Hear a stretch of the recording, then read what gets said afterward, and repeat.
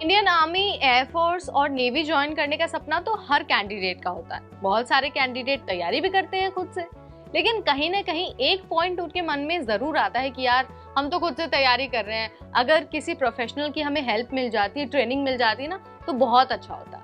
अगर आपके भी मन में ये थॉट आता है ना, आप भी ऐसा सोचते हैं ना, तो आपके लिए ना बहुत अच्छी खबर है। खबर ये है कि आपको ना आर्मी, एयरफोर्स, नेवी या फिर जो पैरामिलिट्री फोर्सेस है ना, वो ज्वाइन करने के लिए ट्रेनिंग दी जाएगी, वो भी बिल्कुल फ्री। हाँ, आपने बिल्कुल ठीक सुना। जो भूतपूर्व सैनिक हैं और जो सैनिक विधवाओं के पुत्र हैं ना, यानी कि जो उनके बेटे हैं, जो लड़के हैं, उनको ट्रेनिंग मिलेगी ताकि वो इंडियन एयरफोर्स, नेवी और आर्मी को ज्वाइन कर सके और साथ साथ ही जो पैरामिलिट्री फोर्सेज है ना, उसको भी ज्वाइन कर सके। सो कहाँ पर ये ट्रेनिंग होने वाली है, सिलेक्शन कैसे होगा और क्या कुछ इसकी डिटेल्स है, चलिए आपको सब कुछ बता देते हैं इसी वीडियो में, वो भी बहुत ईजी लैंग्वेज में।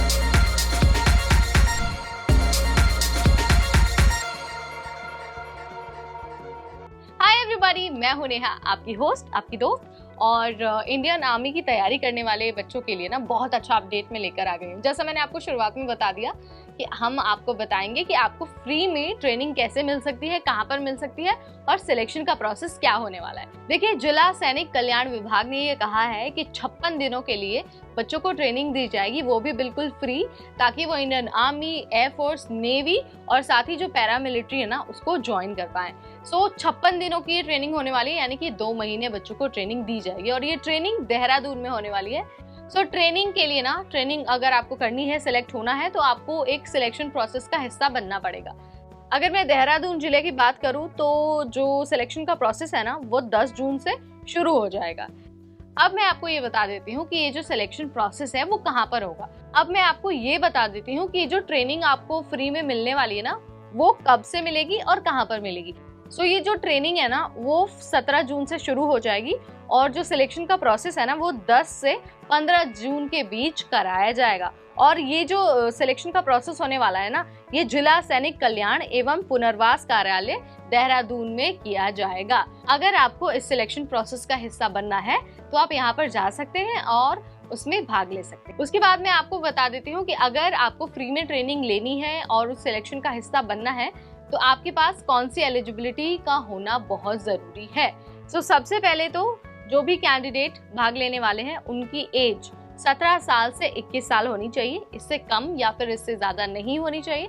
वहीं अगर हम एजुकेशनल क्वालिफिकेशन की बात करते हैं ना, तो उनके पास 10th पास का सर्टिफिकेट होना चाहिए विद 45% मार्क्स, यानी कि आपने 10th तो पास कर लिया हो, साथ ही 45% एग्रीगेट आपके मार्क्स भी हो।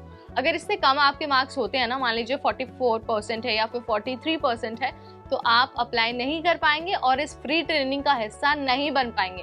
सो आपको पहले मेक श्योर कर लेना है कि ये जो क्वालिफिकेशन की डिटेल है ना, आप इसमें फिट बैठते हैं, इस क्राइटेरिया को आप कंप्लीट करते हैं। इसके साथ ही आपको ये भी ध्यान रखना है कि जो भारतीय मूल के गोरखा है ना, उन कैंडिडेट्स के लिए जो मार्क है ना, एलिजिबिलिटी की क्राइटेरिया है, वो सिर्फ 10th पास रखा गया है।